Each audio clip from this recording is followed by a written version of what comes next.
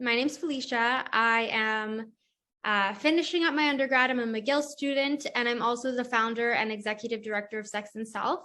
So Sex and Self is a non-for-profit that focuses on providing individuals with comprehensive sex education. Within our branch, we have a university outreach program. We also have a high school outreach program, and we're newly launching a program called Modern Manhood, which helps young boys redefine masculinity.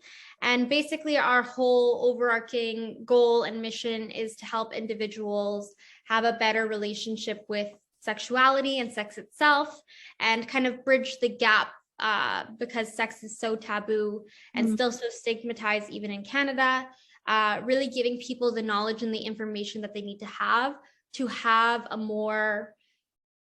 a healthier and a more holistic approach to sexuality and sex as they kind of get into their adult life. Thank you. I seeing your milestone, and I think that is a great mission. And I can't wait to see for the future of Sex and Self, honestly. So today we're going to talk about women wellness. So I wanted to ask you, how do you define women wellness? That's a huge question. I think that when you're looking at wellness, you have to take a very holistic perspective. So you kind of want to look at the mind and the body, and if you're spiritual, kind of the soul. So I think that's a very psychological, but also physiological understanding. You have to kind of have a positive mental state to have a good physical state. Obviously, those two things are really interconnected. So being really, really in touch with your health and your wellness and your body, and looking at all those different elements. So your environment, the food you put into your body, the access to information. If you don't know how to, read your body's cues, how are you going to support it? How are you going to help it? So it's a very psychosocial thing. Also your environment, what type of people you're surrounding yourselves with. That kind of defines women's overall wellness for me. I really like the point, that mental and physical state are interconnected and they can be separated. And so a woman wellness depends on both physical, emotional, spiritual, and mental states. So thank you, Felicia. And I wanted also to ask you, what do you think influences a woman wellness? That's another big question. I definitely think the thing that we can start off with is recognizing that we still live in a patriarchal society. And I think that directly influences all of those kind of microcosms in relation to women's wellness. So when we look at the medical field, it's disproportionately, one studies women, but it also disproportionately just doesn't have women in the field because there's all those systemic barriers. So, we can blame the patriarchy for everything, but I think that that's a really, really good root causum to look at all of those different elements that I mentioned earlier about, what defines and what are the factors and influences of women's health. We can look at every single institution and every single resource and look at how, sexism and misogyny and, going back to the patriarchy affects women within that system. And that doesn't account for, women of color or trans women or kind of anyone in those kind of marginalized communities. So I think what's really important is to start reflecting on every kind of facet that we think affects our lives, whether it's school, whether it's the medical system, whether it's, access to financial resources, and see how those institutions are either, are disproportionate. There's not enough women in relation to men, or are there barriers for women to get into those institutions or to climb within those institutions to get them into either a position of power or even just to get them the things that they need. Yeah, I think you brought an amazing point saying, that research in general lack data on women. and me, myself being in the medical field, I see that every day. And I think it's a very important point that we have to change for it to have an impact on women wellness in the future. So thank you.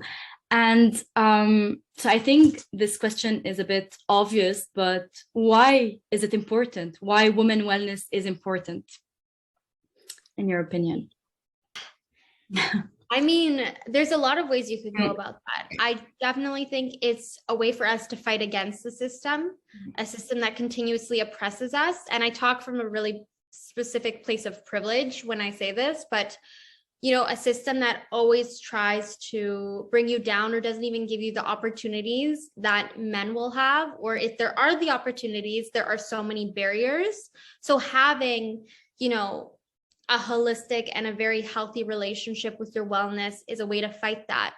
And that's something that we do directly with Sex and Self, is we empower women to own their sexuality in a society where, you know, it's still taboo to have casual sex and to be a woman, and it's still taboo to seek out sexual gratification or pleasure in your relationships. It's not something that is praised the same way, you know, men are praised for having a good sexual experience or for owning their sexuality or for being on top of it. So it's kind of my own personal way of fighting the system without causing too much of a ruckus. But I do know I ruffle a few feathers in the work that I do. So thank you, Felicia. I hope we made people think about this, you know, and give their opinion about why women wellness is important and what can we do to improve it. So last question that I want to ask you is, how do you think we can improve women wellness, or how does a woman individually, you know, knowing or realizing that maybe her women wellness is not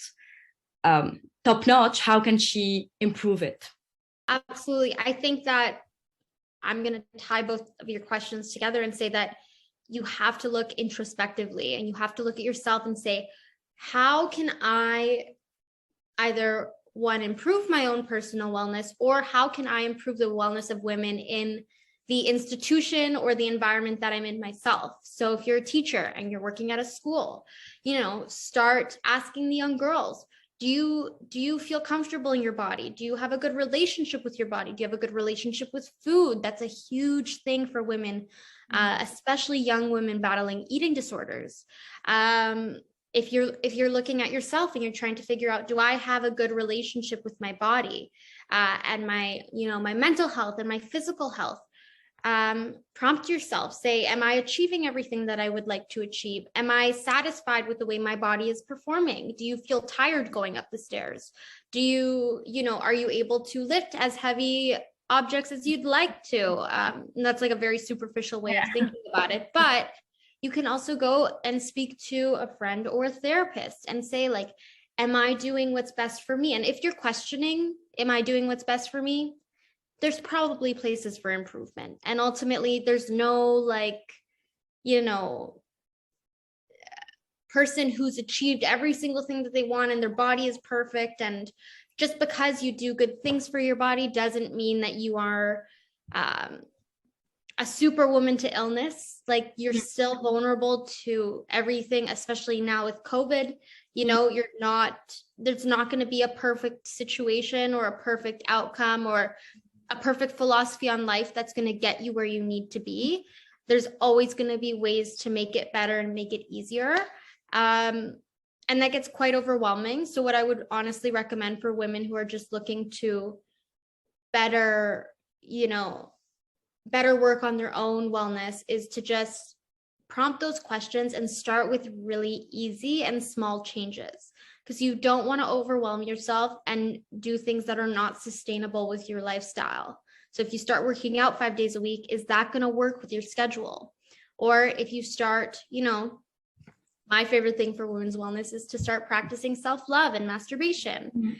And that's something that's can be very easily integrated into your life. Everyone has to sleep eventually, so it's the perfect thing to just kind of unpromptly, you know, practice that. And that's a way of practicing self-love, and you're getting to know your body and you're getting to know what your body likes. And there are so many health benefits to practicing masturbation, because there's release of oxytocin when you practice masturbation. So those are happy hormones. And the same thing happens if you work out.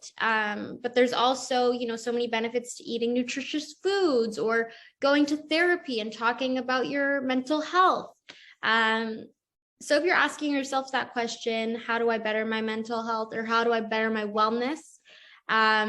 There's always a way. You just kind of need to find what pinpoint or what factor you want to work on right now and start.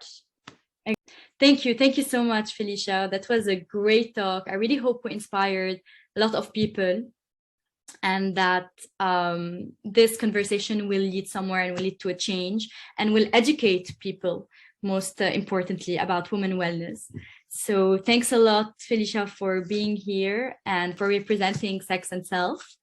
I think this was a great talk. Thank you so much. I'm so honored to be here.